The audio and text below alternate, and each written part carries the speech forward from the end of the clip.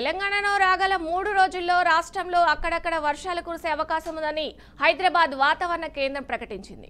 గంటకు 30 నుంచి 40 కిలోమీటర్ల వేగంతో ఈదురుగాలులు వీచే అవకాశం ఉందని తెలిపింది. రానున్న 3 రోజుల్లో గరిష్ట ఉష్ణోగ్రతలు సాధారణం కంటే 3 నుంచి 5 డిగ్రీలు తక్కువగా నమోదయ్యాయని పేర్కొంది. నైరుతి రుతుపవనాలు మరింత పురోగమిస్తాయని చెప్పింది. వేసవి ఉష్ణోగ్రతలతో అల్లాడుతూ ఉక్కపోతతో ఉక్కిరిబిక్కిరి అవుతున్న నగరవాసులకు ఇది నిజంగా చల్లటి కబురే.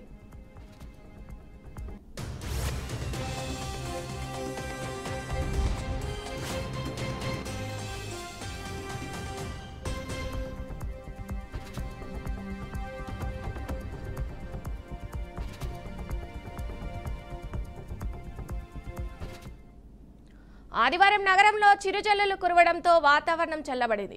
హైదరాబాద్ నగరంలోని కొండాపూర్, కుకట్పల్లి, సికింద్రాబాద్, ఎల్బీ నగర్ తదితర ప్రాంతాల్లో వర్షం కురిసింది. దీంతో రోడ్లపైన వర్షపు నీరు ప్రవహించడంతో పలు ప్రాంతాల్లో వాహనాలకు రాకపోకలకు అంతరాయం ఏర్పడి ప్రయాణికులు ఇబ్బంది పడ్డారు.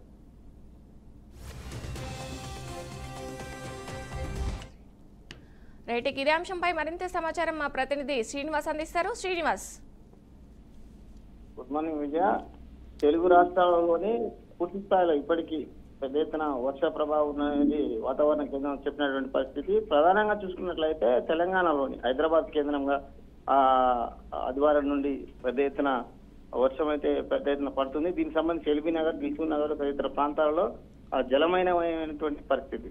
ఇదే చూసినట్లయితే సూచనలు కూడా పలు ప్రాంతాలలో, తెలుగు రాష్ట్రాలలో కూడా పలు ప్రాంతాలలో పడే అవకాశం ఉందనేది కూడా వాతావరణ కేంద్రం ఇప్పటికే హెచ్చరికలు కూడా జారీ చేసింది. ఇది వేసవిలోని చిరుజల్లులతో కురిసినటువంటి వర్షం రావడంతో పెద్ద ఎత్తున ప్రయాణికులే కావచ్చు, సంబంధించినటువంటి ప్రాంత ప్రజలు కాబట్టి ఇబ్బంది పడుతున్నటువంటి పరిస్థితి. ఏదేమైనప్పటికీ అన్ఎక్స్పెక్టెడ్ గా పడుతున్నటువంటి వర్షానికి సంబంధించి ఒకసారి ఎండలు, మరోసారి వర్షం, దీనికి సంబంధించి కూడా ప్రయాణికులు వివిధ ప్రాంతాలకు వెళ్లేస్తున్న క్రమంలో కూడా ప్రజలు ఇబ్బంది పడుతున్నటువంటి పరిస్థితి. ఇది ఏమైనప్పటికీ వాతావరణ సూచన ప్రకారం కూడా పబ్లిక్ కూడా వివిధ ప్రాంతాలకు వెళ్లాల్సిందే. కానీ పరిస్థితులను చూసుకున్నట్లయితే తెలుగు రాష్ట్రాలలోని వివిధ ప్రాంతాల్లో పెద్ద ఎత్తున వర్షం అయితే పడే అవకాశం ఉన్నట్టు కూడా ఇప్పటికే వాతావరణ కేంద్రం కూడా చెప్పినటువంటి పరిస్థితి. Vijay, thank you Srinivas.